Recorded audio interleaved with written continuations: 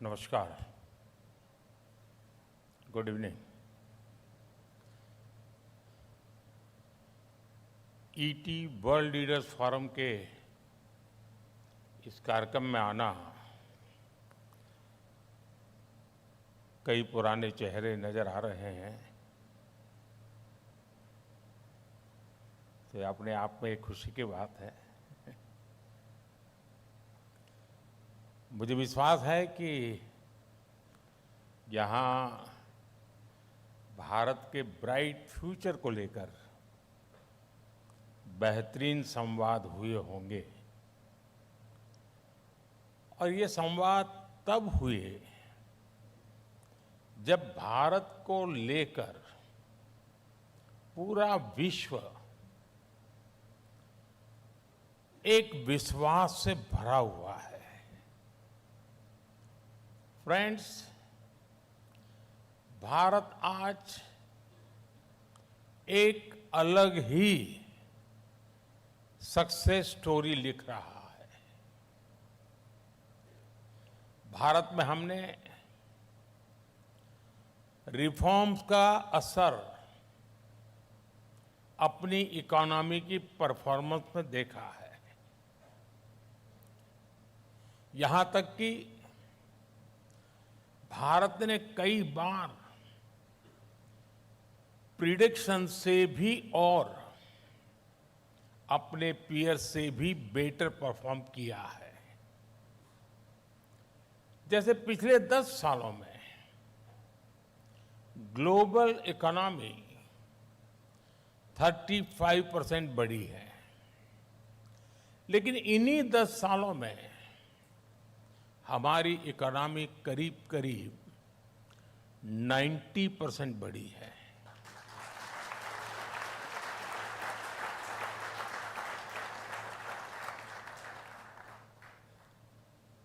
ये वो sustain growth है जो हमने हासिल की है।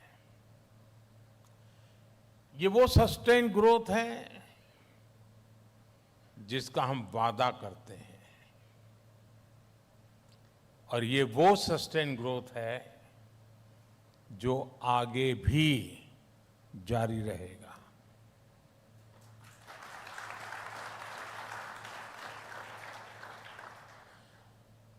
फ्रेंड्स, बीते वर्षों में भारतीयों के जीवन में हम बड़ा बदलाव लाने में सफल हुए हैं। हमारी सरकार ने भारत के करोड़ों करोड़ नागरिकों के जीवन को छुआ है। देश के नागरिकों को गुड गवर्नेंस देना, ये हमारा संकल्प है। रिफॉर्म, परफॉर्म, ट्रांसफॉर्म, ये हमारा मंत्र रहा है। और देश के लोग भी हमारे इस सेवा भाव को देख रहे हैं। देश के लोग बीते 10 वर्षों में देश की उपलब्धियों को देख रहे हैं। इसलिए आज भारत के लोग एक नए विश्वास से भी भरे हुए हैं। विश्वास खुद पर, विश्वास देश की प्रगति पर, विश्वास नीतियों पर, विश्वास निर्णयों पर और विश्वास नियत पर भी है।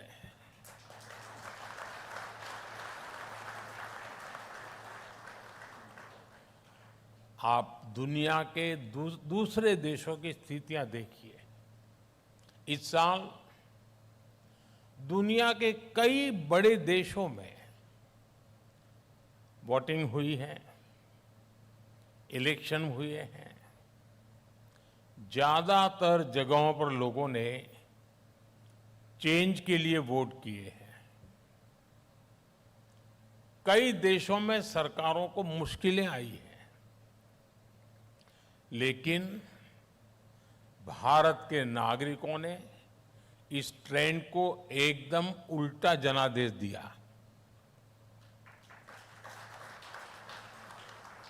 भारत के वोटर्स ने 60 साल बाद किसी सरकार की हैट्रिक लगवाई है।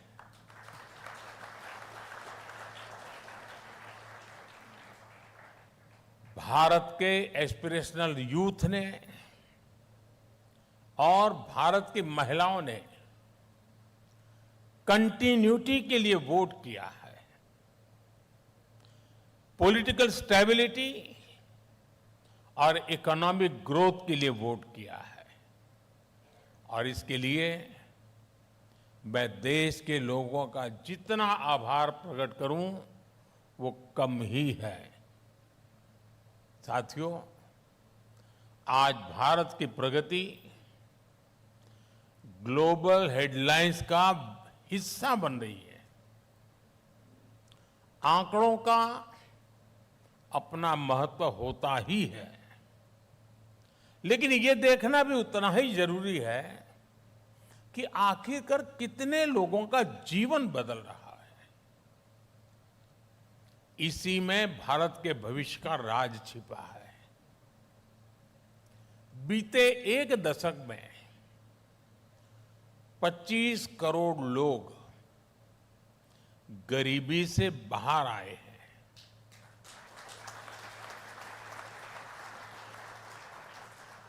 और ये लोग सिर्फ गरीबी से बाहर आए इतना ही नहीं है, उन्होंने एक नियो मिडिल क्लास का निर्माण किया है। ये स्पीड और स्केल हिस्टोरिक है। दुनिया की किसी भी डेमोक्रेटिक सोसाइटी में ऐसा पहले कभी नहीं हुआ। ये भारत में इसलिए हुआ क्योंकि हमने गरीबों के प्रति गवर्नमेंट की अप्रोच बदली। गरीबों में भी एस्पिरेशंस तो थी ही, फाइटिंग स्पिरिट तो हमसे भी ज्यादा होती है, लेकिन उनके रास्ते में बहुत सी बाधाएं भी थी। जैसे उनके पास बैंक अकाउंट नहीं थे, बेसिक सुविधाएं नहीं थी, और ऐसी स्थितियों में हमने गरीबों को एम्पावर करने का रास्ता चुना। हमने उनके रास्ते से बाधाएं हटाई और हम कंधे से कंधा मिलाकर के उनके साथ खड़े हुए। और देखिए कितना कुछ बदल गया। जिन लोगों के पास दशकों तक बैंक अकाउंट नहीं थे, वो आज अपने अकाउंट से डिजिटल ट्रांजैक्शन कर रहे हैं।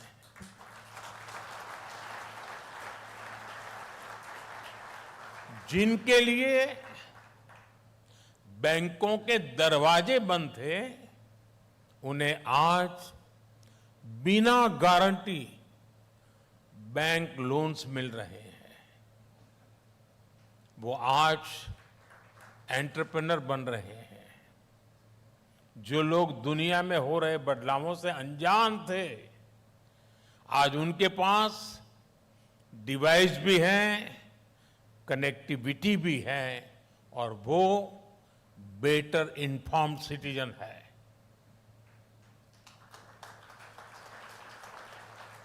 जो गरीबी के संघर्ष से बाहर निकल रहे हैं, उनके भीतर तरक्की की भूख है। वो अपने बच्चों को एक सुनहरा भविष्य देना चाहते हैं। उनकी एस्पिरेशंस नए इंफ्रास्ट्रक्चर का निर्माण कर रही है। उनकी क्रिएटिविटी इनोवेशन का रास्ता बना रही है।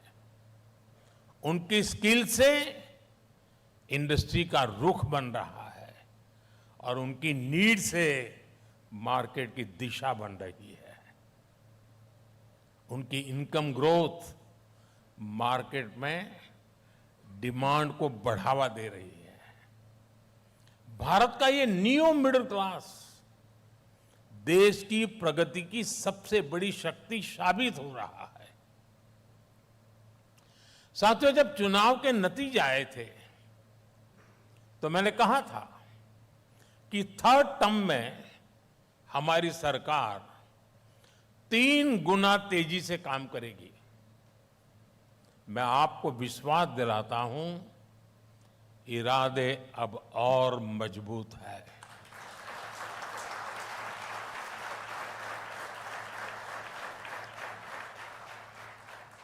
और हर देशवासी की तरह सरकार भी पूरी तरह से आशा और विश्वास से भरी हुई है। अभी थर्ड टर्म की सरकार बने 100 दिन भी पूरे नहीं हुए हैं। हम फिजिकल इंफ्रास्ट्रक्चर को आधुनिक बनाने में जुटे हैं। हम सोशल इंफ्रास्ट्रक्चर का विस्तार कर रहे हैं। हम रिफॉर्म्स में भी निरंतर आगे बढ़ रहे हैं। बीते 3 महीनों में हमने गरीबों के लिए, किसानों, नौजवानों, महिलाओं के लिए एक के बाद एक बड़े फैसले लिए हैं। हमने गरीबों के लिए 3 करोड़ नए घरों को स्वीकृति दी। हमने यूनिफाइड पेंशन स्कीम की घोषणा की। 1 लाख करोड़ रुपए के एग्रीकल्चर इंफ्रा फंड के लिए विस्तार का उसका फैसला हुआ। बेहतर क्वालिटी के बीजों की 100 से अधिक वैरायटी जारी की। 2 लाख करोड़ रुपए के पीएम पैकेज की घोषणा हुई, जिसका सीधा फायदा 4 करोड़ से ज्यादा युवाओं को मिलेगा। और 100 दिन के भीतर ही देश में 11 लाख ग्रामीण बैकग्राउंड की सामान्य परिवार की 11 लाख नई लखपति दीदी बनी है। ये महिलाओं के आर्थिक सशक्तिकरण का बहुत बड़ा काम हुआ है। साथियों, कल मैं महाराष्ट्र के पालघर में था। वहां 75,000 करोड़ रुपए से अधिक के इन्वेस्टमेंट से वाढवण पोर्ट का शिलान्यास किया गया है। 3 दिन पहले ही 30,000 करोड़ रुपए के इन्वेस्टमेंट से 12 नए इंडस्ट्रियल सिटीज के निर्माण को मंजूरी दी गई है। 50,000 करोड़ से अधिक के 8 हाई स्पीड कॉरिडोर स्वीकृत किए गए हैं। हमने 30,000 करोड़ रुपए से पुणे, ठाणे और बेंगलुरु मेट्रो के विस्तार को भी मंजूरी दी है। इसी दौरान लद्दाख में दुनिया की सबसे ऊंची टनल में से एक के निर्माण का काम शुरू हुआ है। साथियों, हमारे लिए इंफ्रास्ट्रक्चर सिर्फ लंबाई, चौड़ाई, ऊंचाई बढ़ाने तक सीमित नहीं है। हमारे लिए ये भारत के नागरिकों की सुविधा का, ईज ऑफ लिविंग का माध्यम है। रेल के डिब्बे तो पहले भी बनते थे, लेकिन हम वंदे भारत जैसी आधुनिक ट्रेनों को लेकर के आए, जिसमें स्पीड और कंफर्ट दोनों है। आज ही मैंने सुबह 3 नई वंदे भारत ट्रेनों को हरी झंडी दिखाई है। रोड भी तो देश में पहली बार बनते थे, पहले भी बनते थे, लेकिन हम भारत में आधुनिक एक्सप्रेसवे का जाल बिछा रहे हैं। एयरपोर्ट भी हमारे यहां पहले से थे, लेकिन हम भारत के टियर 2, टियर 3 सिटीज को एयर कनेक्टिविटी से जोड़ रहे हैं। हम पीएम गति शक्ति नेशनल मास्टर प्लान लेकर आए हैं। लक्ष्य यही है कि देश की सरकारें अलग अलग डिपार्टमेंट साइलोस में काम करने के कल्चर से बाहर आए।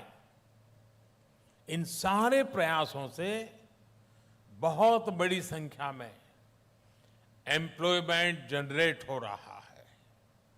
इसका बहुत बड़ा फायदा हमारी इकोनॉमी को हो रहा है, हमारी इंडस्ट्री को हो रहा है। फ्रेंड, 21वीं सदी का ये तीसरा दशक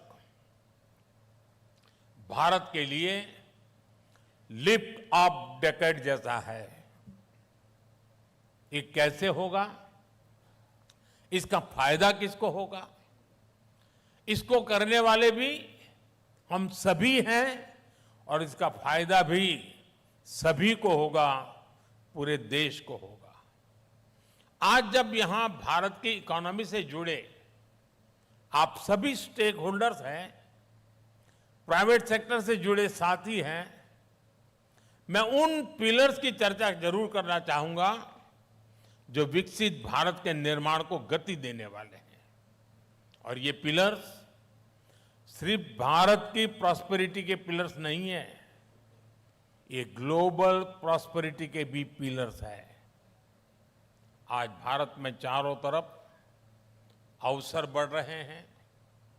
सरकार हर प्रयास को प्रोत्साहित कर रही है और हम बहुत लंबी छलांग लगाने के लिए आगे बढ़ रहे हैं जी। इसलिए हम एक लॉन्ग टर्म विजन पर भी काम कर रहे हैं। साथियों, भारत को ग्लोबल मैन्युफैक्चरिंग हब बनाना हर भारतीय की एस्पिरेशंस है और दुनिया की भारत से एक्सपेक्टेशन भी है।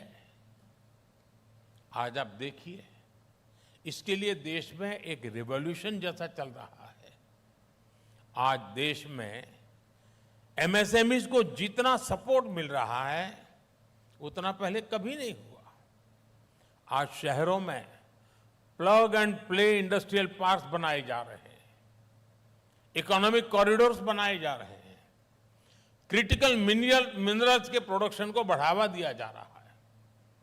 भारत में पीएलआई स्कीम्स ने जो सफलता हासिल की है वो तो अभूतपूर्व है। साथियों, गुलामी के कालखंड से पहले भारत की समृद्धि का बहुत बड़ा आधार हमारी ज्ञान परंपरा थी, हमारा नॉलेज सिस्टम था। ये विकसित भारत का भी एक इंपॉर्टेंट पिलर है। हम में से कौन नहीं चाहेगा कि भारत स्किल, नॉलेज, रिसर्च और इनोवेशन का हब बने। इसके लिए सरकार इंडस्ट्री और एकेडेमिया को पार्टनर बना रही है। इस साल के बजट में भी इस पर बहुत ज्यादा जोर दिया गया है।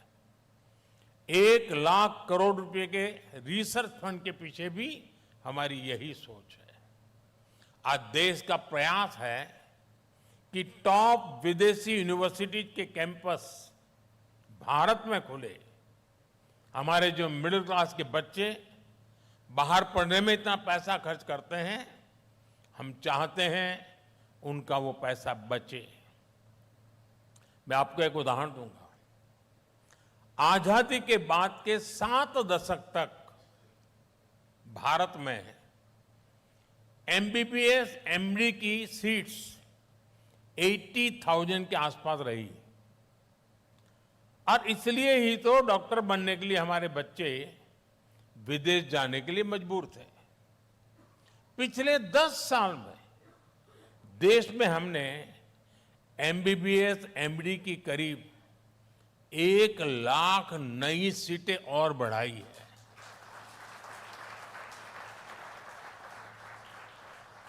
आज देश में एमबीबीएस एमडी की 1,80,000 से ज्यादा सीटें हो गई है। और मैंने इस बार अभी 15 अगस्त को लाल किले से ऐलान किया है, अगले 5 साल में भारत में मेडिकल लाइन में 75,000 नई सीटें और जोड़ी जाएगी। वो दिन दूर नहीं जब भारत दुनिया में हेल्थ एंड वेलनेस का बहुत बड़ा अहम सेंटर बनेगा। साथियों, आज भारत की एक और बड़ी एम्बिशन है। ये एम्बिशन देश को ग्लोबल फूड बास्केट बनाने की है। दुनिया के हर डाइनिंग टेबल पर कोई न कोई made in India food product हो, ये देश का संकल्प है।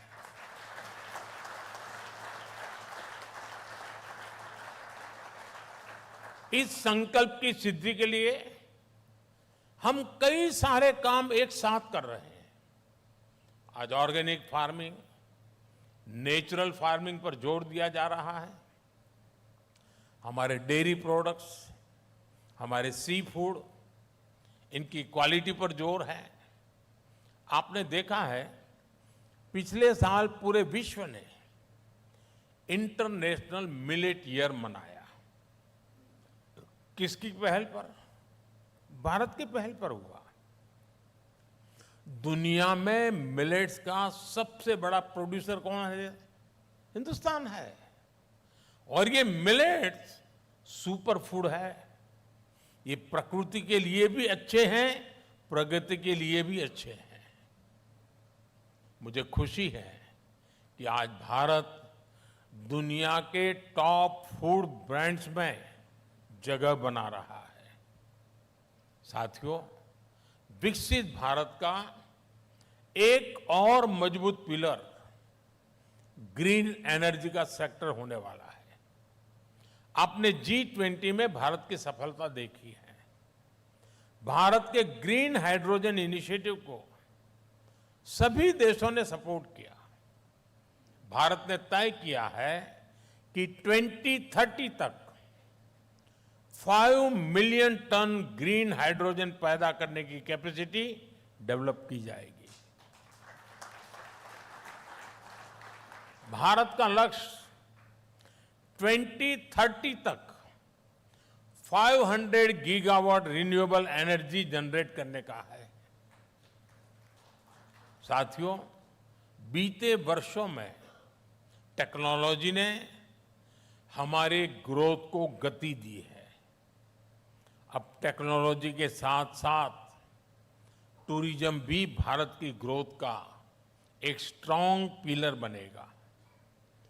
दुनिया भर के टूरिस्ट के लिए, हर सेगमेंट के टूरिस्ट के लिए भारत टॉप डेस्टिनेशन हो, ये प्रयास आज देश कर रहा है। आज भारत में ऐतिहासिक और सांस्कृतिक केंद्रों को भव्य और दिव्य बनाया जा रहा है। हमारे जो बीचेज हैं, छोटे छोटे आइलैंड्स हैं, उनको डेवलप किया जा रहा है। और इस समय तो देश में एक यूनिक अभियान भी चल रहा है, देखो अपना देश। देखो अपना देश, पीपल्स चॉइस।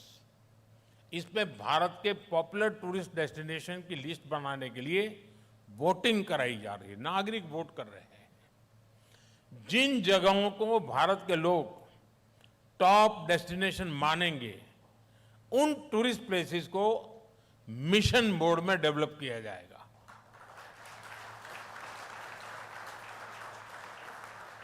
और इससे भी बड़ी संख्या में एम्प्लॉयमेंट जनरेट होगा। साथियों, आज हमारा देश परिवर्तन में सबकी भागीदारी पर जोर दे रहा है।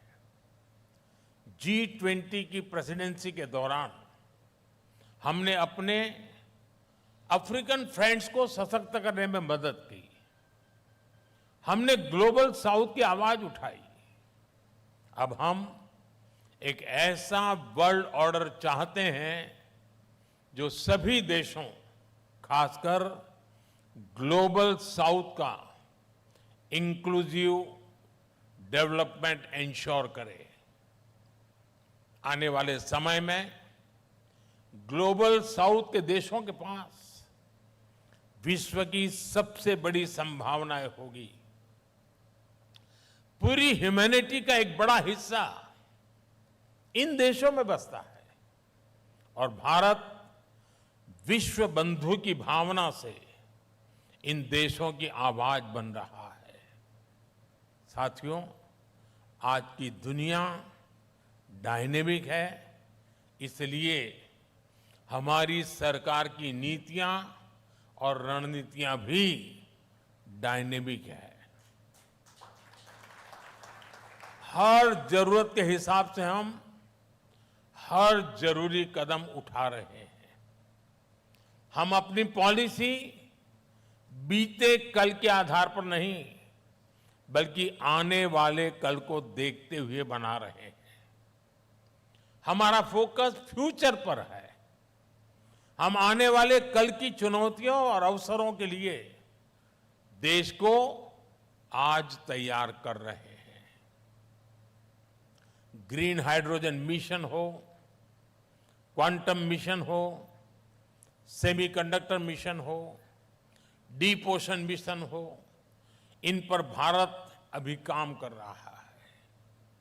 अभी आपने देखा है, सरकार ने स्पेस टेक्नोलॉजी को बढ़ावा देने के लिए 1000 करोड़ के फंड की घोषणा की है। आज का भारत अवसरों की धरती है। हमारा विश्वास है, भारत का फ्यूचर इससे कहीं बेहतर होने वाला है। साथियों, हमने भारत को 2047 तक विकसित भारत बनाने का संकल्प लिया है।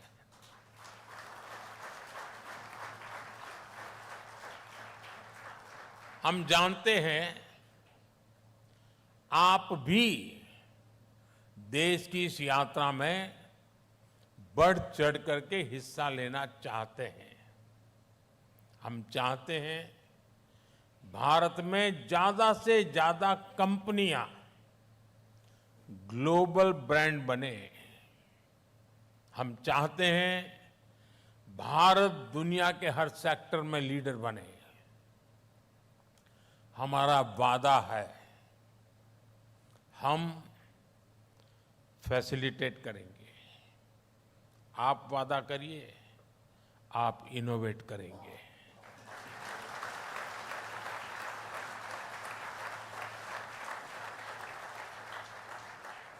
हमारा वादा है, हम रिफॉर्म करेंगे। आप वादा करिए, आप परफॉर्म करेंगे।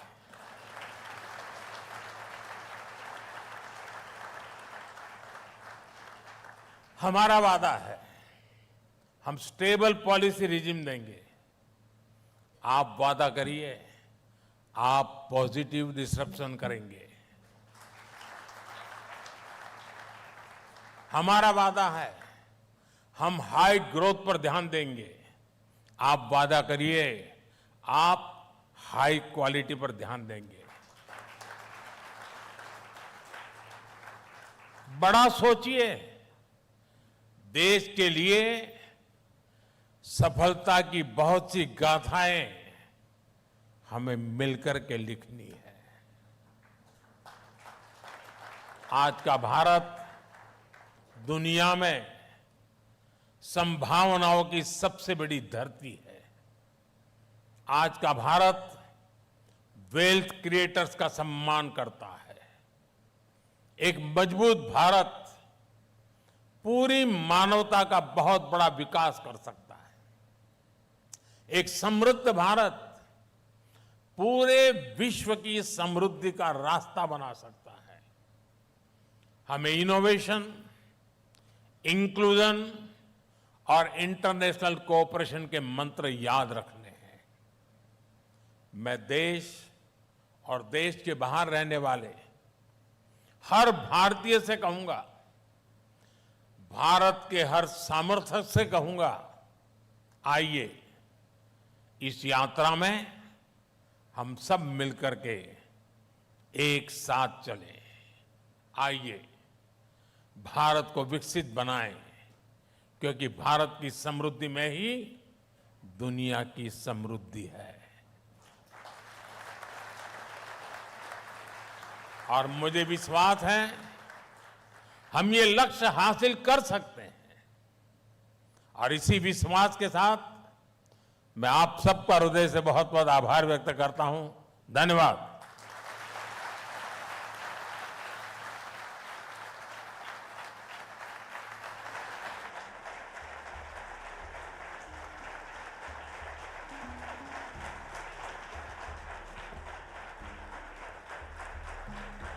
Thank you so much, Prime Minister Modi ji, for your visionary, transformative words. Thank you so much, sir. Jai Hind.